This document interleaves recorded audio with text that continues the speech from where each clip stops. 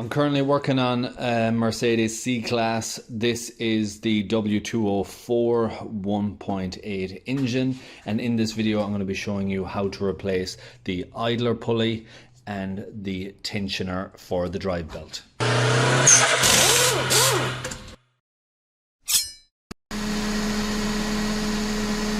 Okay, so the first thing is I have removed this air ducting that just runs in here. It's got clips and clips there, very straightforward, and you have access to the drive belt area. There's a few reasons why you would want to change a drive belt or idler pulley.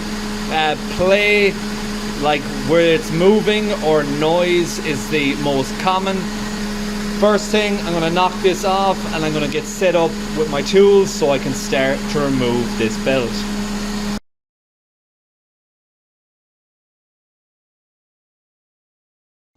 Okay, so these are the parts that I will be replacing. This is the drive belt, the serpentine belt tensioner, and this is the idler pulley. A tip that has served me well throughout my career is to always check your new parts before you start to remove any items, especially when you have visibility to those parts. It can save you a lot of time, a lot of hassle. If you have the wrong parts, you don't want to be stripping down beforehand. The other thing is, with tensioners, you usually have bolts that you would be removing on these vehicles, and Volkswagens and Audis. They come from the rear of it, so there's a thread that goes in there. There's a bolt that goes straight through, and that's going to be accessed somewhere on the lower side here. So we're going to have to find access to that to get that out. Now,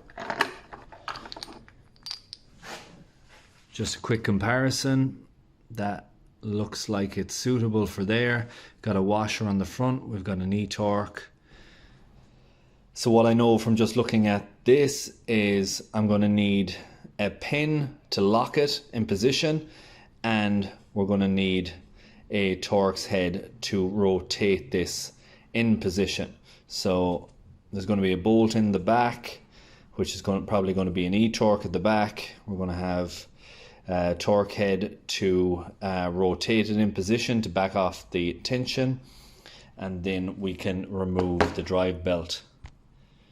Take a picture of the routing, or maybe draw an image, whatever is suitable for you, but it's very good practice to capture an image of some sort before you remove the belt. So right there is a T60 on the lower side of the tensioner. Going to get an extension and the ratchet onto that, and I'll give you a view from the top side. It sits right down in there. It is doable without removing all of the intake for the supercharger, so I'm not going to be removing any pipes. I'm going to be gaining access on the lower side down here and leveraging down to back the tension away on that belt.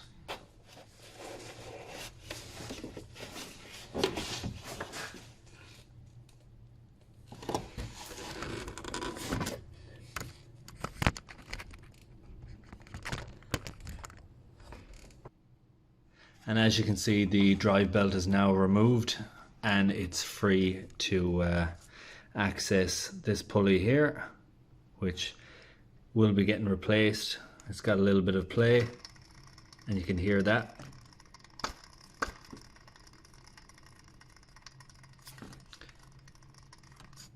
So when I put my screwdriver down here, I could hear noise coming from this. This one will be getting replaced, which is an e-torque, which will remove that. Nice, straightforward. And then we'll get into the difficult part of this job, which is the tensioner. So that's an E12. I'm going to be taking that out now.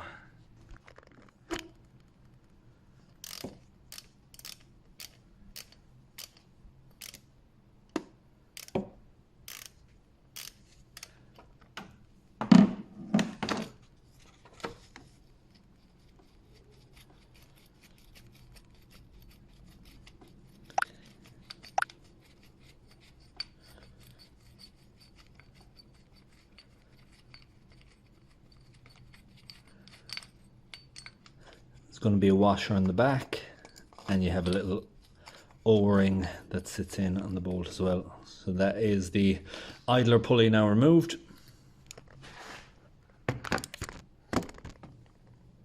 And we have better visibility now to that tensioner. Now that the drive belt is off and we have removed the T60, we can check that pulley.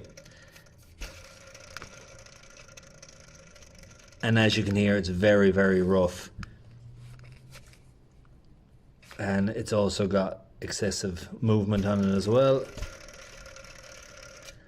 So that's the easy part up to now. The hard part is going to be going around the back of this and getting that probably e-torque out of the way.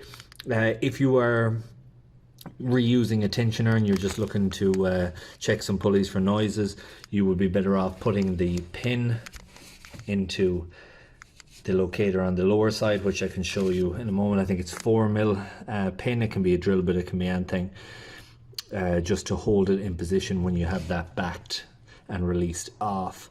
But now is the time to check all the remaining pulleys. When you have the belt off, just go around and make sure everything is nice and free.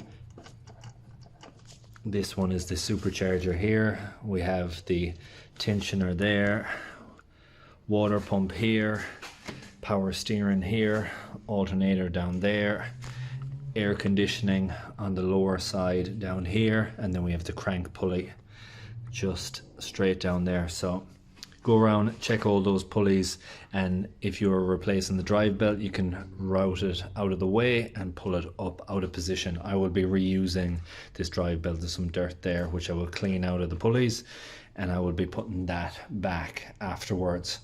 So I'm going to set this up, try and get on the lower side and gain access to that tensioner bolt to remove that. So I'm just on the underside here now, and if I can zoom in, it's very difficult to even see. That bolt right there, I believe, is the tensioner bolt. So we have a lot of things in the way. We have the engine mount, which is directly behind it. We have the compressor, which is directly beside it, the aircon compressor. And we have the supercharger, which is directly above it. So this is going to be difficult to gain access to. I don't see anything that's going to make it any easier. So I'm going to try and set something up here so I can try and gain access to it. I'm not sure what size that is, E14 or an E16, something like that. But I'll try and make my way and see if I can get anything on the end of that. So this is the angle I have which got it loosened. It's in E14. I have my snap-on 3/8 adjustable ratchet, and I have just managed to have enough room to loosen that bolt by coming in from that angle there. Now I had that loosened and it was really tight space, so what I did to make a tiny bit more room is removed the 4 bolts, which are 18mm, and dropped the rack slightly. Now you don't have to do that because it is accessible without doing that, but I just found leverage for my hand was a bit better that way. And that's the plate. So there's 4 bolts and there's nuts that sit up on the top side of that. 18 mil is the head, and you can hold it with a 19 spanner on the top. Quite easy to get that off, and it does give you a little bit extra space. So now that I have that bolt loosened, I'm going to just continue to get it in a way that it's pretty much hand tight and can be backed out the rest of the way.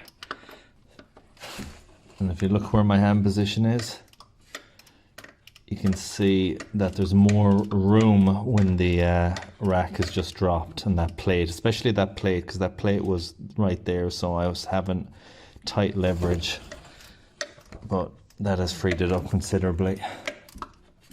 So I'm just going to continue to do this, and then that will be the tensioner out. Tensioner is now finally out. I'm going to leave the bolt in position. I am going to clean up on the underside of there because there's a lot of dust, dirt stuck on there, so I'll be cleaning that. It can only go one way back in position, which you look there, so you can't fit it the wrong way. It has to slot in that position, and you can take it out from the upper side, or looks like there's room to take it out from the lower side. I took this from the top. One side it loosened at the back. I pulled it up, just pulled it, went down, reached up and pulled it up to there.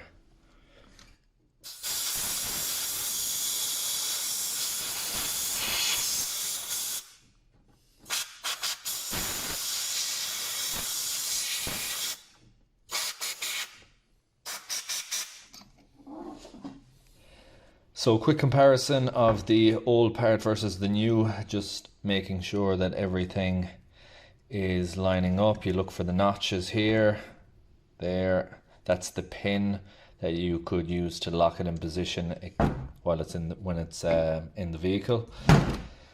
And it looks good. So now I'm going to install this new tensioner. I've cleaned out the slot where this goes in, and the bolt is still in position. So let's pop this back in and start to get that thread lined up and tighten this back in.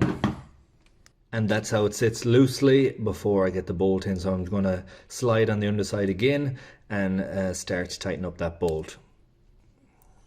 Here's just another angle from the more front of the underside. Just up there is the tensioner, and this is kind of an angle that you may see the bolt a bit more, just in that gap there. So I got my snap-on 3/8 ratchet. You can see it's a locking head, which gives me an angle to slide up on the underside.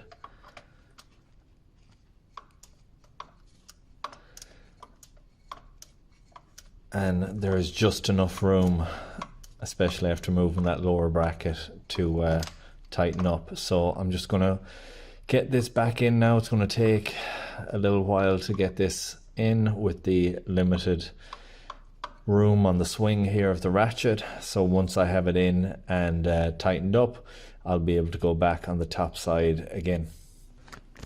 Okay, so the tensioner is now all tightened up on the lower side, and it is just following procedure in the reverse order. I'm going to tighten up that bracket that keeps the steering rack in place as well. You may remove it without it. I just found it easier, especially in the position I'm in down there, to have enough leverage by taking that out. I will check back in with you when I have this pretty much back together again. So reverse order, we're going to fit this other pulley, and we're going to put the belt back on as well. And this is the exact ratchet with the angle that I used. This is a lock-in 3/8 ratchet, and with no movement I was able to break it free in that position, and then I'm able to tighten it up. So I'm not sure what you would use. This is what I found perfect to get the job done. You may need to remove more components. If you don't have something like this, you might have to remove the engine mount, maybe back away the compressor, and just make some extra space so you could put in like a something like a uni joint like this to be able to get in there. But there's not enough room to have the likes of that or an extension. All I was able to put in with enough space with that engine mount was this setup here.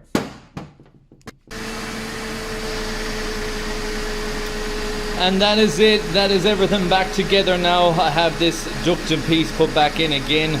This is already damaged. It's going to need some type of repair or replacement in the near future as well, but that's for another day. Really hope you enjoyed this video. Hope you found it useful and informative. If you did, please like, share, comment and subscribe, and I hope to see you in the next one. Thanks for watching.